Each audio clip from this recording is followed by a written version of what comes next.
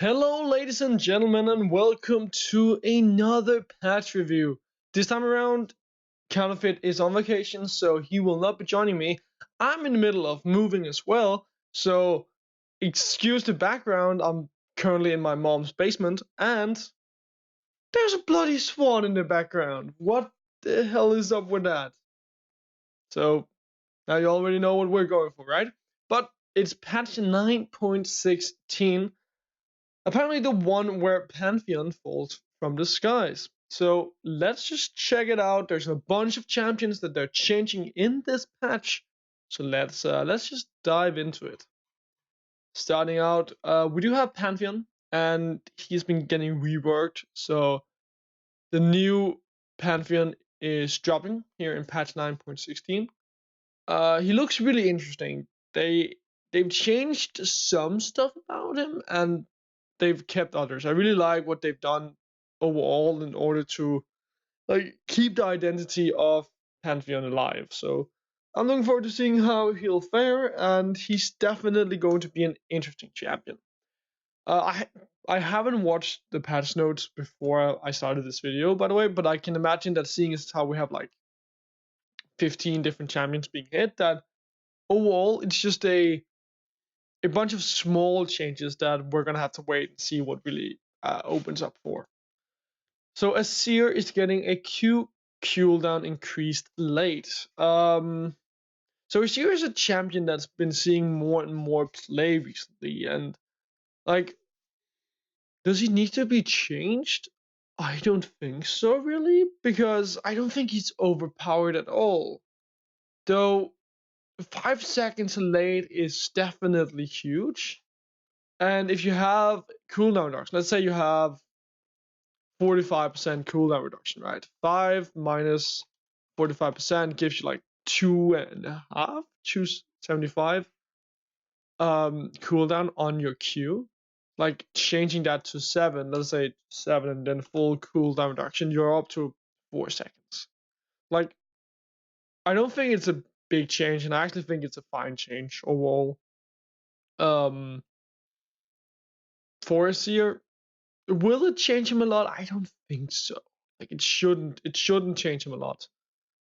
A Seer is still going to be fine, it's still going to be viable, but there's still going to be picks like Corky that are just completely busted. Right now, Corky has just so much reliable damage, and as usual, his build path, where you go for Trinity Force into whatever kind of Corky you want to be, is just so linear. It's so good because you just continue to get more and more damage. Like, Corky is an amazing power pick and definitely someone you want to have on your team.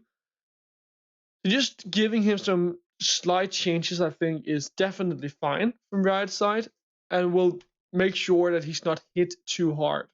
I do think that he currently is a bit too strong.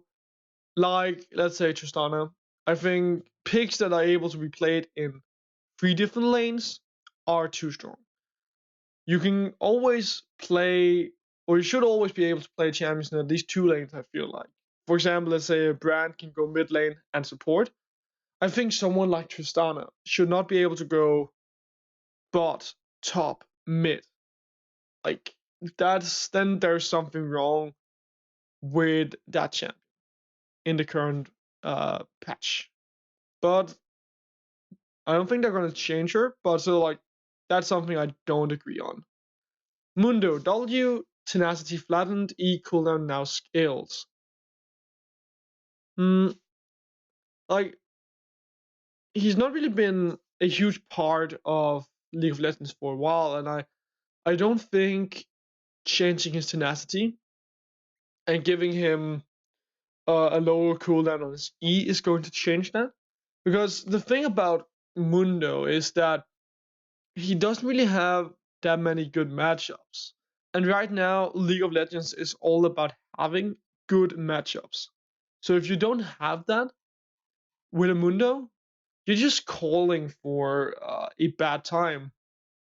And that is more or less what's really happening for Mundo right now. They're trying to get him into the meta. I can understand why. He could fit it, seeing as how you can play both early game, you can play mid game, you can play late game. So like Mundo would be nice to have, but his laning phase just sucks.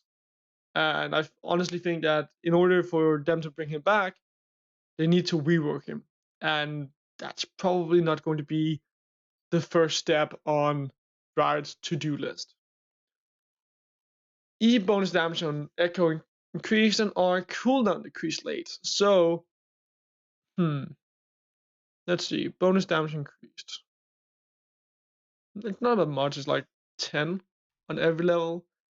And R cooldown decreased by 10, 0, 10, and 20.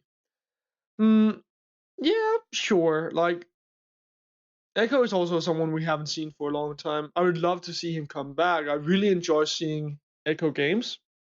Like, I would definitely love to see Echo come back. Is he going to do so?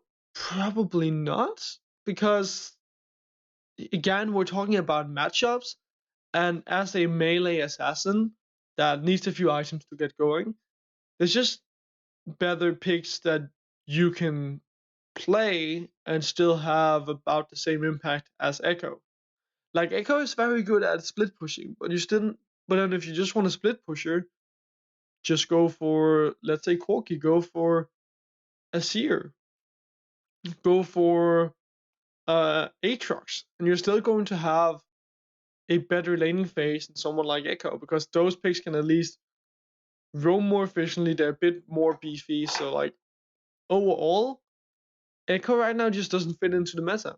I can understand why they're trying to buff him. I would love to see him come back, but I think buffing Echo too much will give him too much power, and thus make him a pick that will just be harder to nerf, and you're gonna have to harder to balance, and then you're gonna have to nerf him down to the ground again. Ezreal, Q AP radio decreased, E cooldown increased. So that's mainly towards AP Ezreal. I haven't seen that. Don't think it's really something you see a lot in pro play. So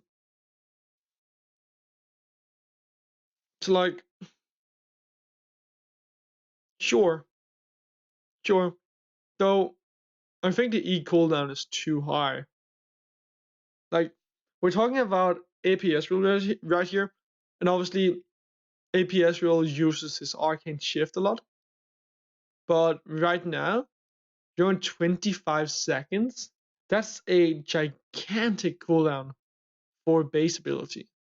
And with that being Ezreal's like main escape, I think 19 it was more appropriate than 25.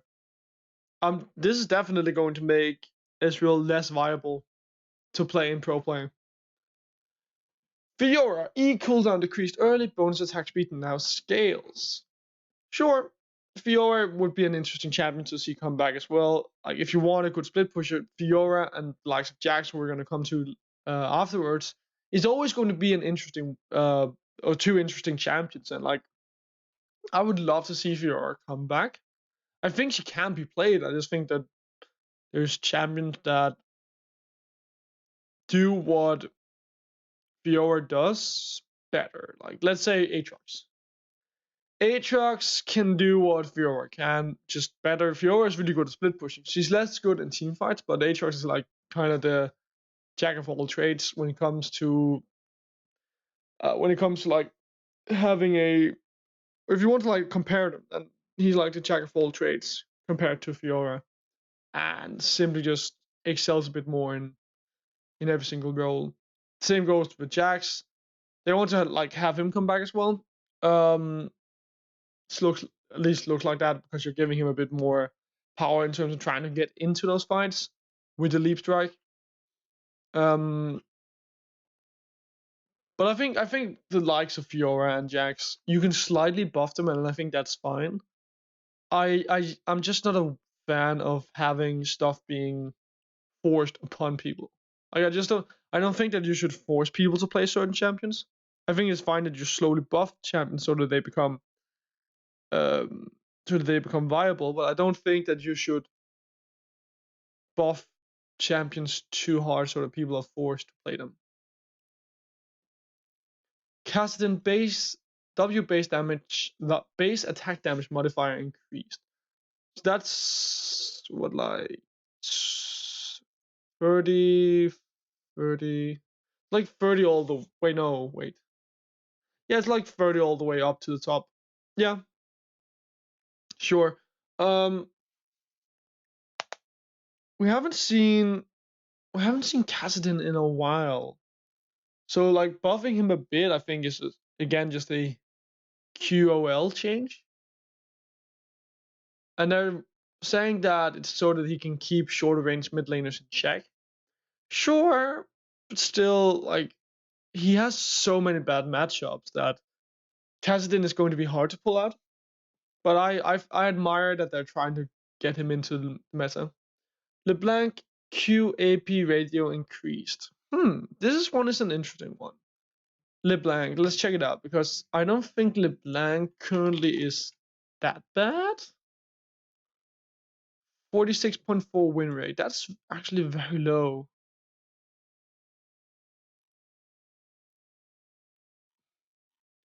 Where is, let's give me LCS. Okay, well, give me Master then. She has a really low win rate. This is surprising. I thought she was doing much better, but apparently she's not. Okay, sure. Yeah, sure. Like, I think inherently buffing up the Sigil of Malice is going to be bad for LeBlanc, because you want to have her be able to outplay people. And if you buff the Q too much, then it just means that people can just point and click. And that's not fun. So it's a fine quality of life change, but they need to be careful about doing that with LeBlanc. Now, moving on to Lux. W shield increased late.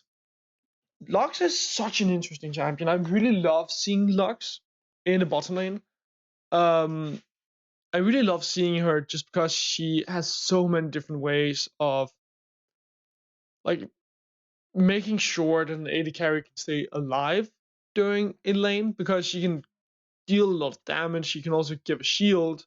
So I just love seeing her being viable in the bottom side.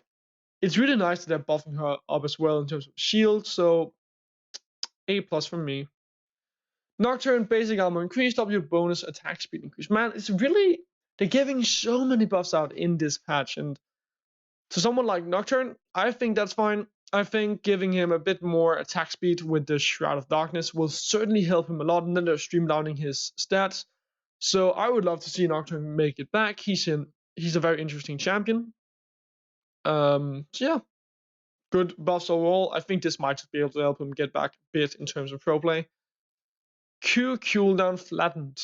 So now it doesn't scale. We haven't really seen Riven in ages. Like, I think the last time we saw Riven was season 6? It's a long time ago. Like, it was back when people used to play her in the mid lane. And then we saw her a bit after that as well. But anyway, like, flatten it out. Sure. Sure. I don't think it's that big of a change. Honestly, it's like 2 seconds, and as a Riven, as a Riven, you want to have mobility, so obviously 2 seconds will be a huge change. But with that being said, still 2 seconds. She's not seeing play in pro play. This will certainly make it so that it's harder for her to make way into pro play. But for solo queue, I think this might just be healthy. Sejuani, Frost armor, base armor, and magic resistance decreased, radio increased, Q cooldown increased. Yeah, she's been so dominant in pro play. Like, she sucks in solo queue. Right now, you want ganking junglers in solo queue. You don't want tanky junglers. You want people who can just gank early on. That's the way to win solo queue games. That's not Sejuani, but in pro play, where you like can afford to play more slow paced, Sejuani is extremely good. Tons of health, a fair amount of damage as well, and a bunch of CC. She's extremely strong, And I think that taking away from her passive, making it so that her early clears will be much harder and will be a position, or will open up for her to be in a position where she can be punished, is definitely going to be something that I'm looking forward to seeing. So overall, I think these are good changes and will tone it down a bit. Not going to make her so that she won't be a part of pro play, but will tone it down just a tiny bit. Q empowered damage radio increased, E base damage increased on Shen. I would love to see Shen make it back. Like, Shen is one of my favorite champions of all time. And I think that giving him more damage on his Q will help him a lot in some of those bad matchups. His dash, getting a bit of damage, will also help. Not a huge change, it's 10 damage, but still it means that you can lock people down and then you can hit them with that Twilight Assault. Good changes to Shen. Will it make him come back? Probably not, but it's a good start. And I like that they're just making these small changes so that they can see the data and then just play according, or change things accordingly to the data. Singed, base mana increased, art bonus stats increased late. Sure. Like, we haven't seen Shen Singed in ages. This is not going to make a huge change anyway, but they're rounding out the stats and making him a bit more interesting.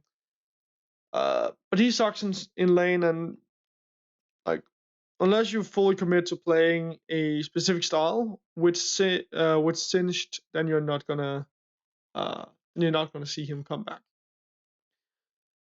Because it just means that in pro play, you're gonna have to commit fully to playing a certain style with Singe, where you go behind enemy lines, and I can't remember what it's called. The feed to win strategy. Unless you fully commit to that, then you're not gonna win, and like, that is a very volatile strategy. So it needs to be a good team that can pull that off. Sion base mana increase, Q base min and max damage increase, removed damage reduction on monsters. Nice. Okay, so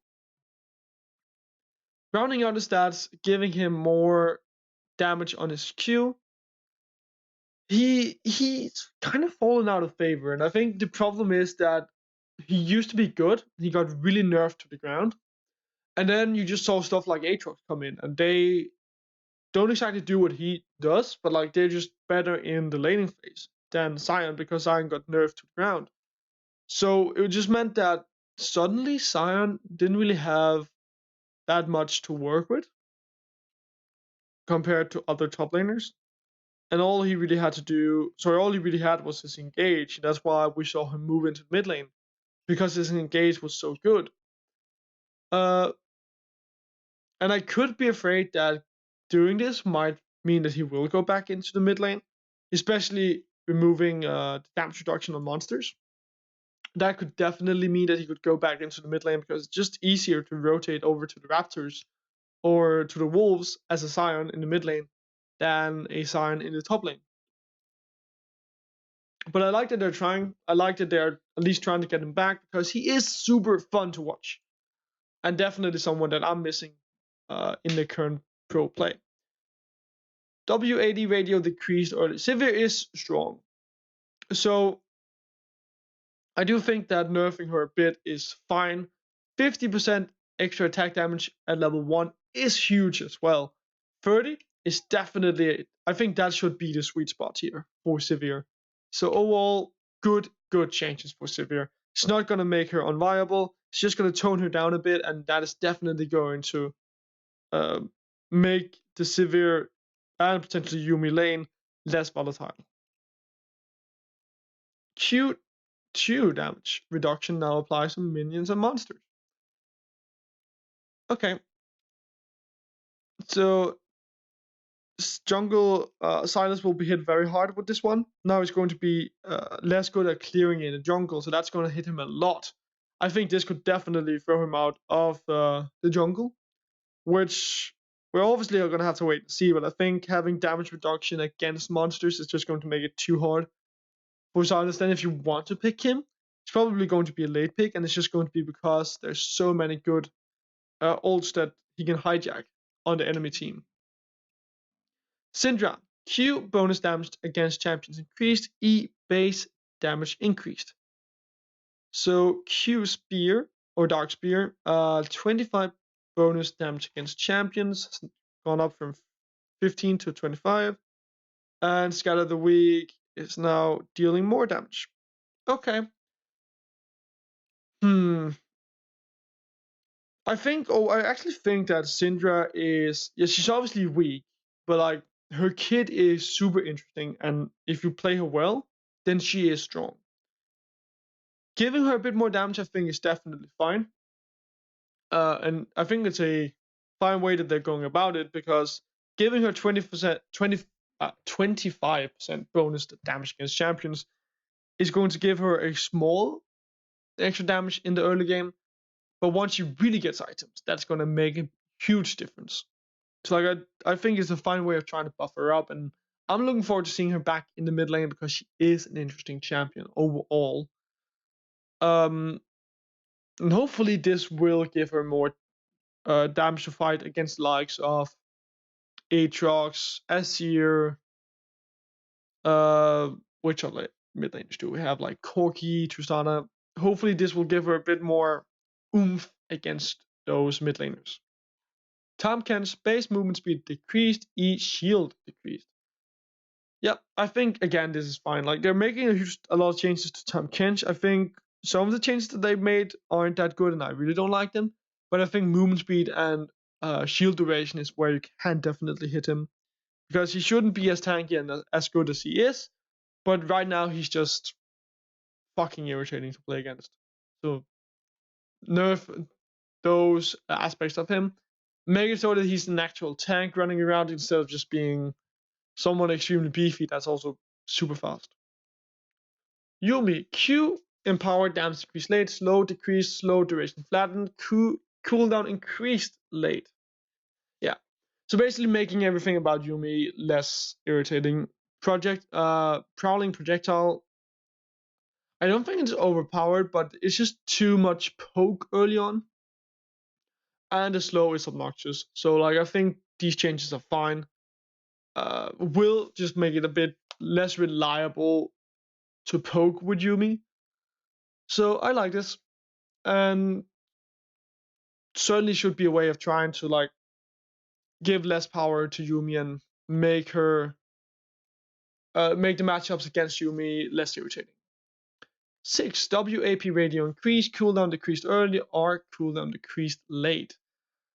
So 6 is also one of those champions that we haven't seen for a long time, and I think giving him more damage on his W so that he can take down towers faster, I believe, and his Merco Inferno Bomb could give him more access to roaming around and just to being irritating in the lane.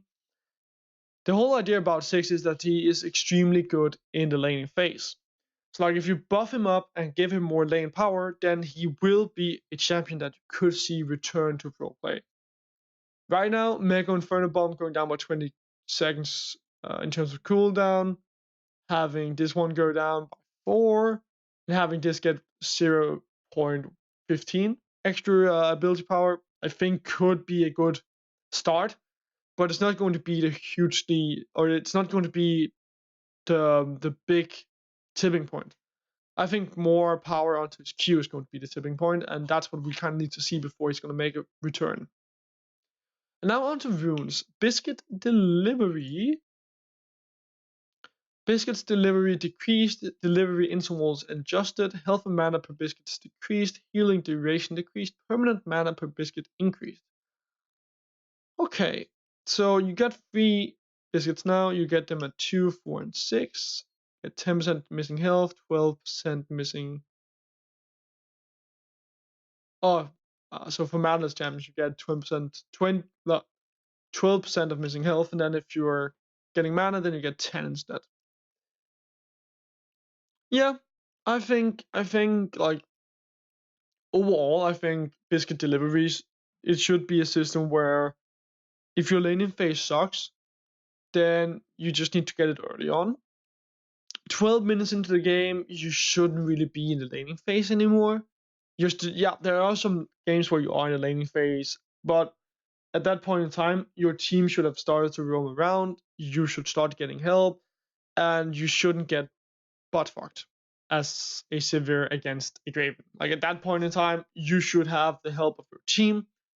So I think perhaps taking it down to 4 is a bit too harsh, but I like the changes in terms of intervals, giving it a 2, 4, and 6. It just means that you're gonna get much more help getting through the laning phase, and you're still going to have the biscuits as a possibility, but they're not going to be OP. I think that's more or less it, ladies and gentlemen. So like, yeah, I think overall it's a good patch. Like there's so many different changes, small changes as well. That means that champions slowly become viable again. Overall, I'm a big fan of this patch. I hope you enjoyed this review as well. It's obviously different to what I usually do when I have Counterfeit on as my fixed guest. Usually I don't have it's not a swan actually. It's not a swan. It is a stork. Yes. So there's a stork in the background. Up there. Yes. I hope you anyway. I hope you enjoyed the review. I hope you like that it's a bit different. It's different to what we usually do. But yes, good patch overall. If you want to see more from me, check the description below.